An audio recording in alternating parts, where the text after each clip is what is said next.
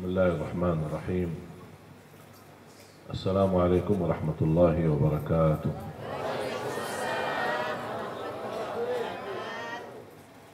Alhamdulillahi rabbil alamin. Hamdan katsiran tayyiban mubarakan fihi mubarakan alaihi kama yuhibbu rabbuna wa yarda. يا ربنا لك الحمد كما ينبغي لجلال وجهك الكريم ولعظيم سلطانك حمدا كثيرا ولا يحمد على مكروه سواك سبحانك أشهد أن لا إله إلا الله وأشهد أن محمدا عبده ورسوله اللهم صل على سيدنا محمد وعلى آل سيدنا محمد وسلم تسليما كثيرا. Amma ba'du. Pertama-tama saya mengucapkan Assalamualaikum warahmatullahi wabarakatuh. Terima kasih Ustaz Ahmad Bashir yang memberikan kepada saya kesempatan untuk bisa menyampaikan, walaupun apa yang beliau sampaikan jauh lebih bagus daripada apa yang saya mau sampaikan. Karena dia sudah sampaikan, makanya tidak ada yang saya mau sampaikan.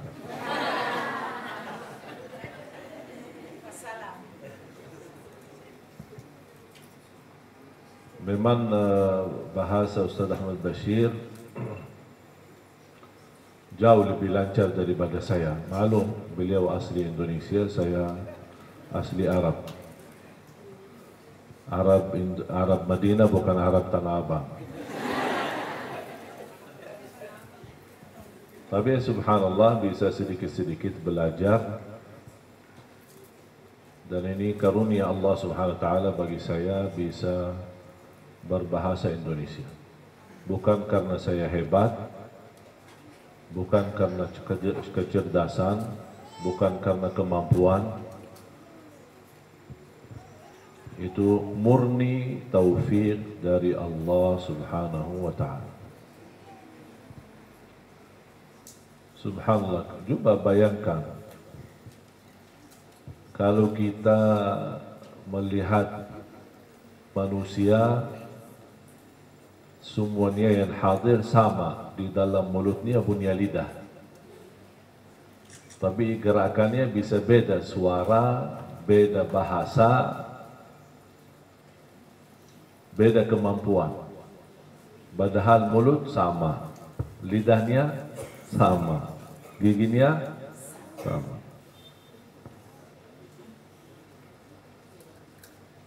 Itu salah satu dahsyat kebesaran Allah subhanahu wa ta'ala. Membuat lidah ini di tengah tulang yang kuat, bibir yang menutupi mulutnya. Lidah adalah bagian dari daging, tapi begitu digerakkan keluar bahasa yang berbeda.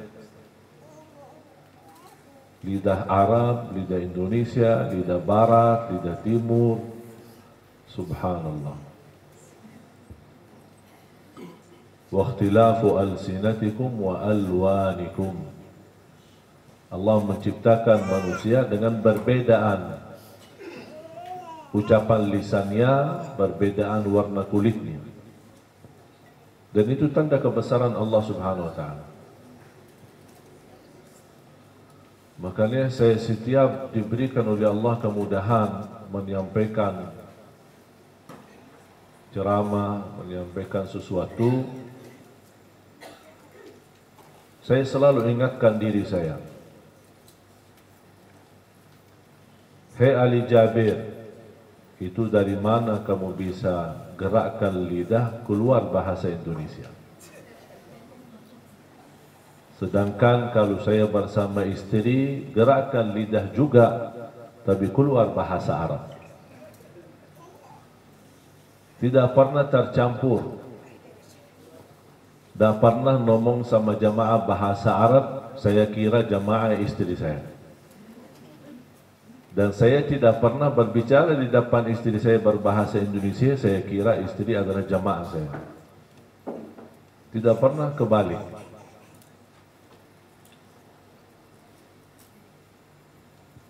Berarti sebenarnya kalau kita fikirkan kemampuan manusia, tidak ada. Tidak ada sedikit pun upaya dari manusia untuk melakukan hal yang luar biasa. Makanya selalu kita sadar, la haula wa la quwwata illa billah. Makanya setiap saya memulai berceramah atau khutbah, saya selalu ingat, Bismillah, la haula wa la quwwata illa billah. Ya Allah, saya mulai ceramah ini, saya mulai khutbah ini atas namamu ya Allah. Artinya saya minta izin ya Allah, saya tidak bisa apa-apa. La haula wa la quwwata illa billah, saya tidak punya upaya, tidak punya ilmu, tidak punya sesuatu yang saya bisa berikan. Semua segala sesuatu, kekuatan adalah kekuatanmu ya Allah. Ketika saya mengucapkan niat saya apa? La haula wa la quwwata illa billah, ya Allah tunjukkan kekuatanmu kepada saya untuk menyampaikan yang bermanfaat untuk jamaah. Makanya pas saya ceramah, kadang-kadang saya bingung sendiri. Oh, saya ini ya, saya isi ya, saya yang bicara ya. Kadang-kadang tidak tahu, datang ucapan-ucapan yang tidak pernah saya siapkan, menyusunkan ayatnya, hadisnya, dan berbicaraannya yang bisa, alhamdulillah, karunia dari Allah SWT, jamaah mengerti, bisa fahami, walaupun bahasa saya sederhana. Itu dari mana? Kita semua jamaah sekalian, jangan ada yang merasa diri hebat atau bisa memberi sesuatu. Kalau Anda mau jadi atau bisa dikatakan diri hebat, Anda bisa bertahan buang air. Kalau bisa bertahan tidak buang air sama sekali, itu namanya baru hebat. Kira-kira bisa nggak? Nah, berarti tidak hebat. Masih miskin. Masih butuh tolongan Allah supaya lancar buang air. Masih butuh bantuan Allah supaya tidak ada masalah ketika buang air. Saya ingat cerita seorang tua usia 60, tiba-tiba sakit malam hari, tidak bisa buang air. Dikasih obat, dikasih macam, tidak bisa buang air. Tidak bisa bertahan, dibawa lari ke rumah sakit. Begitu dilihat dokternya keadaannya, langsung ada keputusan dari dokter, segera dioperasi. Kalau tidak, ini bisa mati. Kok bisa gara-gara buang air mati? Ini air kotor lagi, bisa mati. Habis dioperasi, coba bayangkan, dibelah, darah keluar, macam-macam masalah yang dia hadapi, kesulitan, kesusahan, sampai berhasil melancarkan buang air melalui selang-selang yang dipasang seperti itu.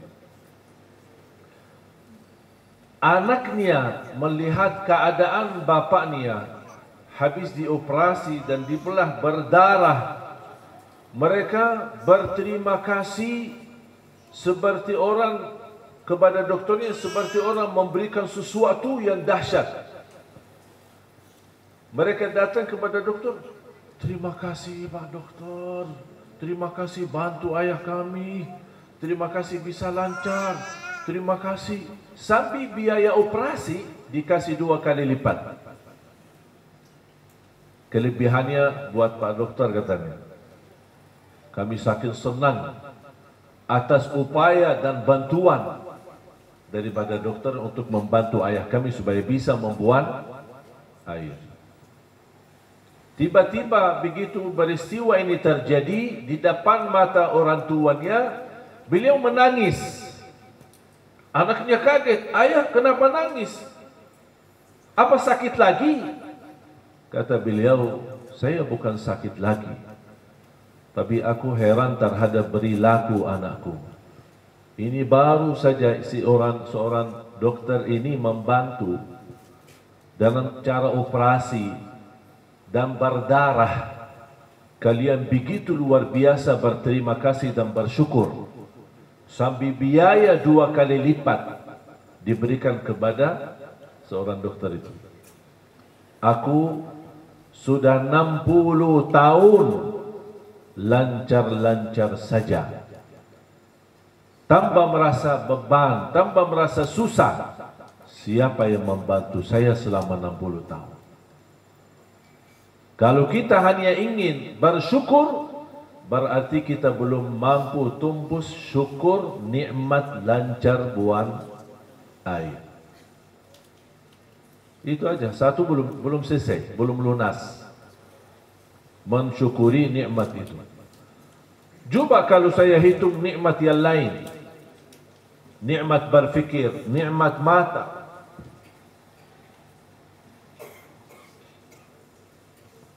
Pernah enggak dirasain air mata manis atau asin? Hah? Yakin? Coba nangis terus. Dirasain sendiri? Hah? Atau pas nangis lidahnya gini? Biar tahu rasanya gimana? Manis atau asin? Tapi pernah enggak bertanya diri, mengapa air mata kita tidak manis? Kenapa asin? Tahu enggak alasannya kenapa? Supaya tidak basi mata kita. Kalau daging yang kering, orang-orang dulu kan kasih garam kan, supaya bisa bertahan lama. Karena dulu kan tidak ada kulkas. Supaya daging ini bertahan lama dikasih garam atau gula. Kira-kira kalau dikasih gula gimana? Kesumutan. Sama, ini kan mata ini kan lubang. Ini lubang, telinga ini lubang, mulut kita ini lubang. Semut itu kan suka lubang. Kenapa semut tidak pernah datang di lubang mata? Asin. Coba kalau manis, setiap pagi bangun, semut.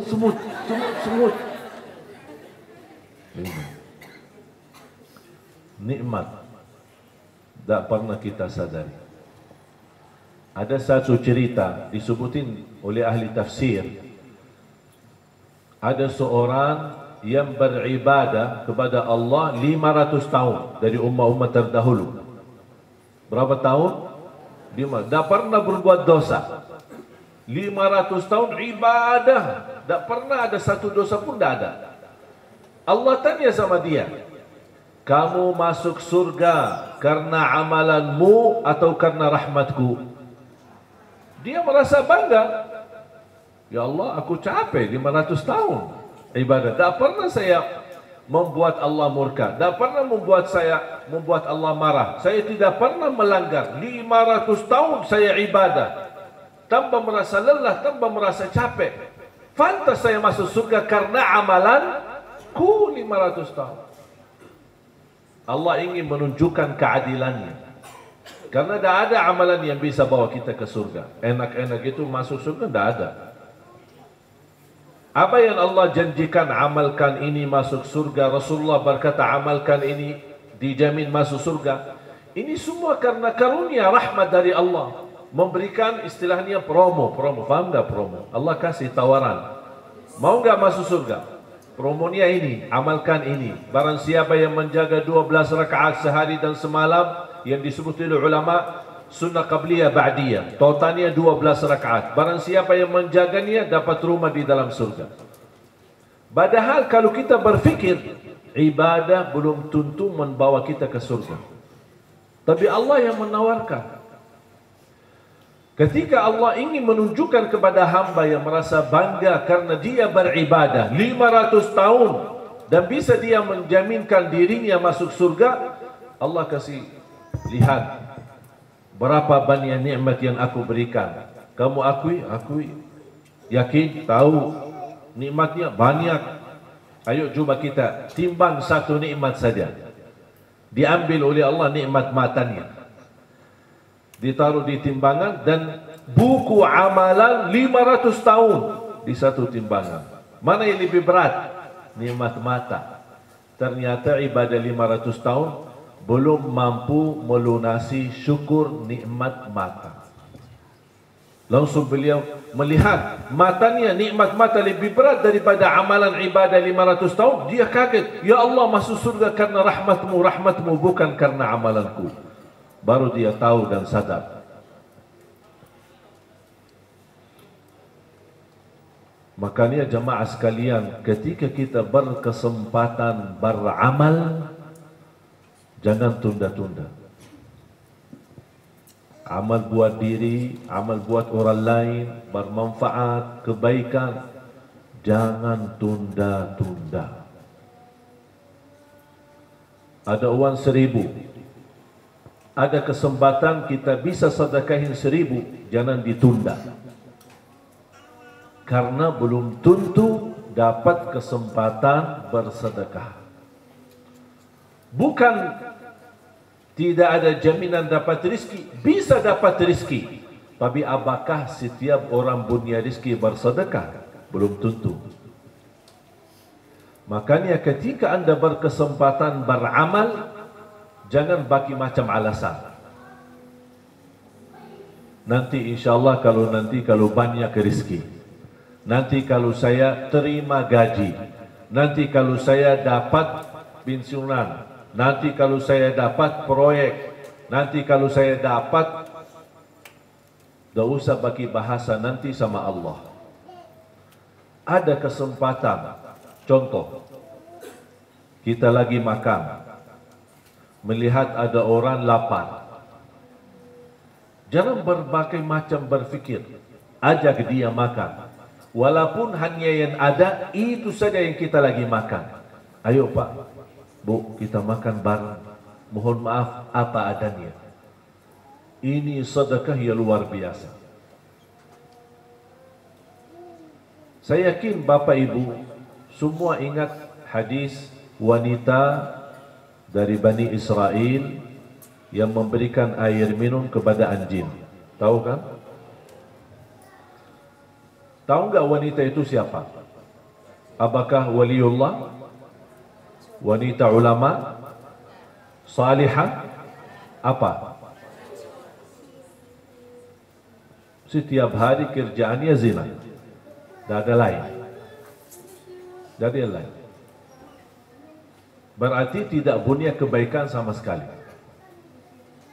Coba lihat kalau Allah memberikan anugerah, jemaah sekalian, bisa satu amal menjadi sebab berubah nasib kita. Yang hidup kita selalu dosa maksiat, tapi ketika berkesempatan beramal dan kita segera melakukan amalan itu, Allah menurunkan hidayah dan menjadi sebab berubah kehidupan kita. Dan nasib kita dari menjadi ahli neraka dirubah menjadi ahli surga. Allah lihat wanita, melihat perbuatannya, memberikan berapa sih harga air minum? Segelas air minum. Bahkan tidak ada gelas. Tidak ada gelas, tidak ada botol. Dia turun, habis dia minum sendiri, dia naik dari sumur air. Di atas, sebelum dia keluar, dia melihat anjing sedang haus. Dia kembali lagi. Dia berfikir, aku kembali lagi pasti susah. Syukur-syukur aku bisa naik dan selamat, tidak tenggelam, tidak jatuh di dalam. Dia tidak bagi berfikir lagi. Kalau kita bisa membuat banyak alasan, buat apa kok susah payah untuk turun lagi? Buat apa saya bisa jadi mati di dalam? Buat apa saya bisa jadi tenggelam? Buat apa? Banyak alasan kita bisa buat. Tapi dia tidak. melihat di saat itu ada anjing haus, dia turun. Dalam payah, susah. Bagaimana sambil dia memegang sandalnya atau sepatunya dengan giginya, digigit dalam giginya, turun, mengisi air, kemudian naik lagi dan memberikan air minum kepada anjing. Upaya dan amalan yang menunjukkan semangat dan kerja keras.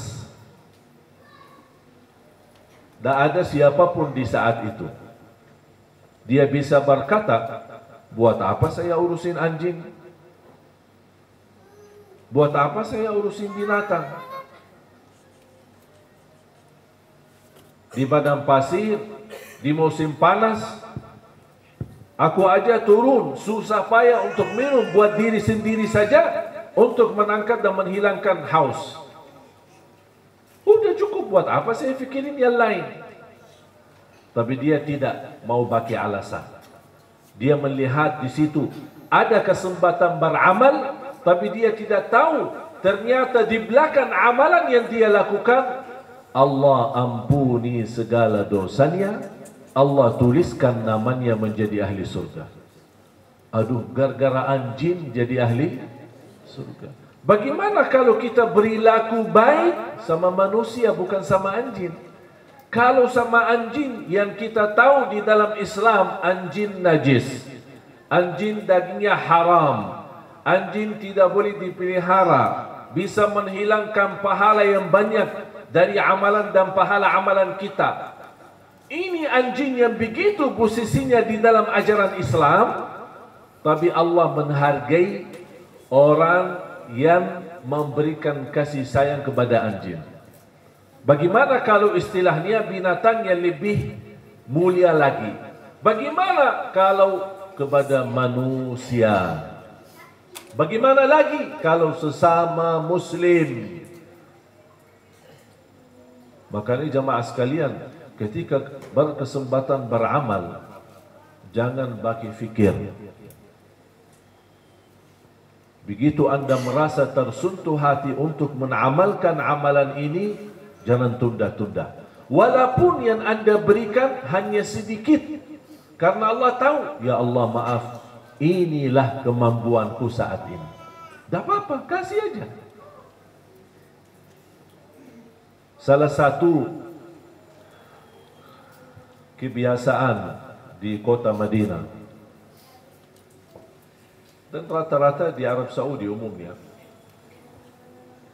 maka saya bilang kota Madinah karena saya sendiri mengalami dan kita sendiri melakukan di masa saya sekolah. Saya masih ingat sekolah kita SD, SMP, SMA. Apalagi di musim panas. Bapak Ibu tahu sekarang berita-berita panasnya di Tanah Suci luar biasa. 48 bahkan sampai 50 derajat saking panasnya. Banyak bekerja di luar, tukang bangunan yang menjalani kerjaan, tukang sapu di jalan. Tapi subhanallah ada sebuah budaya dan kebiasaan yang sangat membuat saya bangga dan merasa kemuliaan. Melihat anak-anak, orang tua, orang yang ada di mobil, yang dia pakai mobilnya dengan penuh AC, merasa enak di dalam mobil, dan merasa panas. Tapi dia mampir ke salah satu supermarket atau untuk belanja, beli air 1 kardus, 2 kardus, kira-kira berapa sih? Berapa kalau kita beli gelas, kardus gelas atau aqua kecil? Berapa sih harga? 20.000? 30.000? Apa sih nilainya 30.000 dibanding gaji yang kita terima dalam 1 bulan? Apa sih seberapa yang kita keluarkan dalam beli kardus air? Mereka beli kardus air yang dingin, kemudian mereka keluar di jalan, di mana tukang sapu, tukang bangunan yang sedang bekerja, diberikan kepada mereka air yang dingin. Coba bayangkan, haus, kemudian di saat panas, diberikan air yang sejuk, yang dingin. Subhanallah, luar biasa. Hal sederhana. Makanya ada seorang sahabat, datang kepada Rasul, ya Rasulullah, ibu saya meninggal, afa atasaddaqu anha? Kata Rasulullah SAW, tasaddaq anha, boleh bersedekah atas nama ibumu yang sudah meninggal. Fa ayyu sadaqati afdal? Dia bertanya lagi, terus mana sedekah yang terbaik untuk ibuku yang sudah meninggal? Rasulullah SAW menjawab, saqiyul ma, memberi air. Kasih air.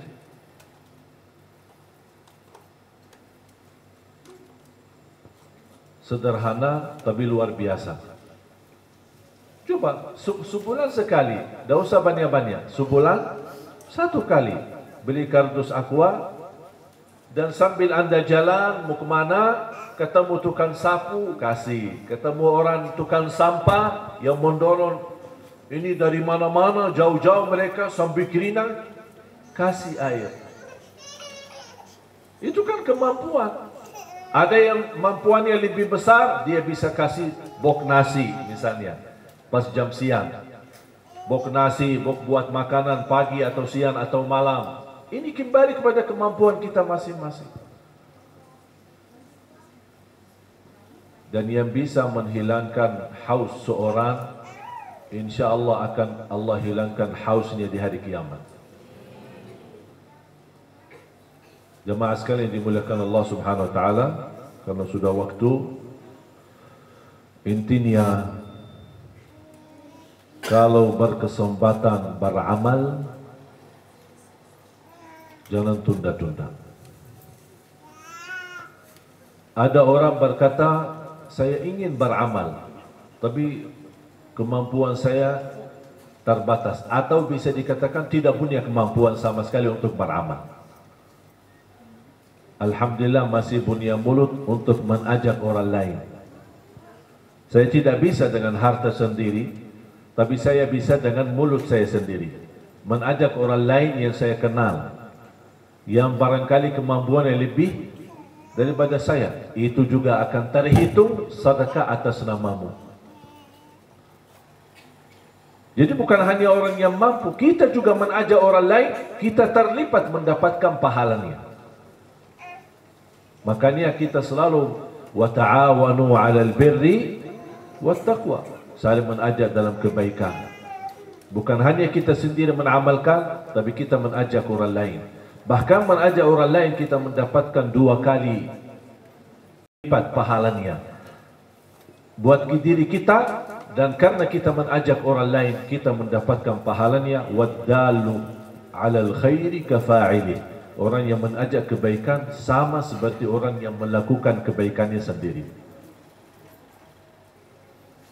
Ketahuilah jamaah sekalian, hidup kita sebentar, hidup kita singkat. Kemarin seorang sahabat saya, bisa dibilang guru saya, seumuran dengan saya, kita bisa bersama-sama dalam perjuangan Al-Quran. Beliau imam besar Masjid Qiblatain dan sudah berkali-kali datang ke Indonesia. Beberapa hari lalu sibuk dia mengurusi bapaknya yang sedang sakit. Ternyata subhanallah, ketika saya terima khabar, saya kira bapaknya yang meninggal.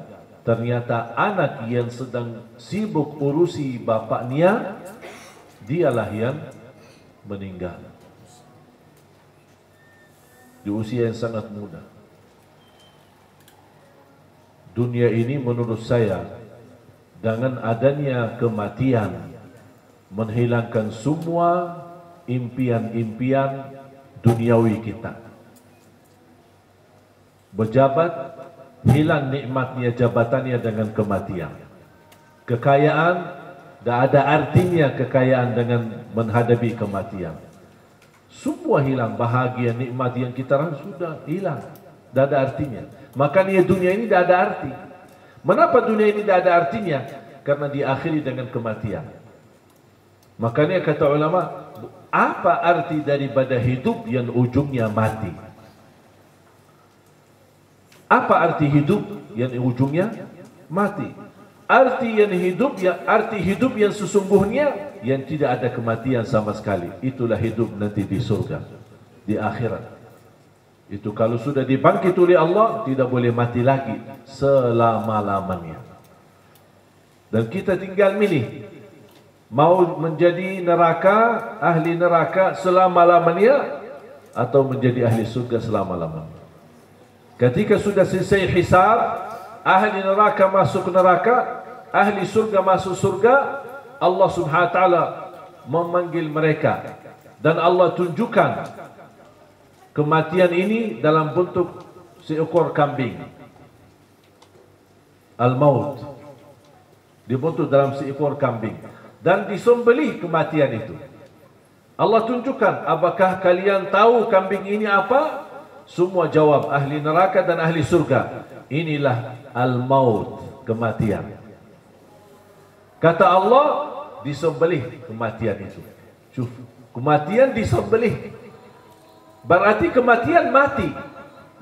Kematian sendiri mati. Habis itu kata Allah, ya ahlan nar hayatun fala maut, wa ya ahlal jannati hayatun bila maut. Wahai ahli neraka, hiduplah selama-lamanya, tidak boleh mati. Ya ahli surga, hiduplah selama-lamanya, tidak boleh lagi mati. Makanya jemaah sekalian, hidup kita yang sementara di dunia ini, manfaatkan, nikmatilah untuk menuju kehidupan yang lebih lama, yang lebih panjang, yang insyaAllah bahagia, selamat dunia dan akhirat. Semoga apa yang saya sampaikan bermanfaat. Mudah-mudahan kita terus semangat untuk selalu istiqamah mengamalkan kebaikan dengan ikhlas. Jangan anda yang berkata, saya masih belajar ikhlas. Lakukan saja. Apapun amalan salih, lakukan saja. Dan tuluskan niat. Kalau anda merasa belum sempurna, tidak apa-apa. Terus beramal lagi. Terus beramal lagi. Sampai insyaAllah mendapatkan ikhlas yang sempurna. Tapi jangan menjadikan alasan, saya masih belum bisa ikhlas, saya masih belum sempurna, akhirnya kita berhenti beramal saleh. Jangan menjadi alasan. Belum bisa ikhlas, amal. Amal lagi, amal lagi, amal lagi, beramal lagi. Sampai insyaAllah ujung-ujungnya menjadi orang yang mampu dengan sempurna memberi yang terbaik dengan ikhlas. Qul inna salati wa nusuki wa mahyaya wa mamati lillahi rabbil alamin la syarika lah wa bidzalika umirtu ana minal muslimin. Semoga pertemuan ini membawa berkah untuk kita semua. Ilmu yang sama-sama kita belajar menjadi ilmu bermanfaat. Dan mudah-mudahan diberikan oleh Allah kemampuan untuk terus istiqamah mengamalkan amal salih. Istiqamah sampai akhir hayat. Istiqamah sampai dipanggil oleh Allah Subhanahu wa ta'ala dalam keadaan husnul khatimah. Saya tutupi hadis Rasulullah sallallahu alaihi wasallam bersabda, "Inna Allah idza ahabba 'abdan ista'malah." Qalu wa kaifa yasta'miluhu ya Rasulullah? Qala yuwaffiquhu fi 'amali khairin thumma yaqbiduhu 'alayhi.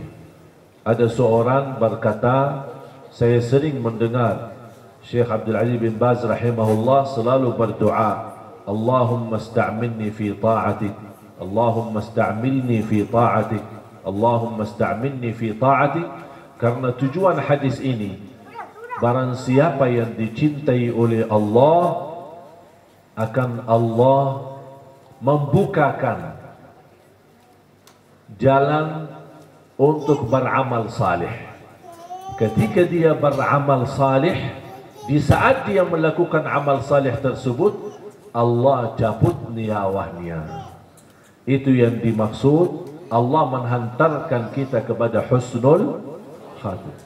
Kalau kita meninggal saat beramal salih, pasti itu tanda husnul khatimah. Makanya kita sering berdoa, Allahumma inna nas'aluka husnal khatimah, Allahumma inna nas'aluka husnal khatimah. Sama ya muqallibal qulub thabbit qalbi ala dinik, yang membola-balik hati, tetapkanlah hatiku atas agamamu ya Allah. Jadi kita terus beristiqamah berdoa, karena doa salah satu senjata menjadi upaya dan ikhtiar kita mendapatkan yang terbaik.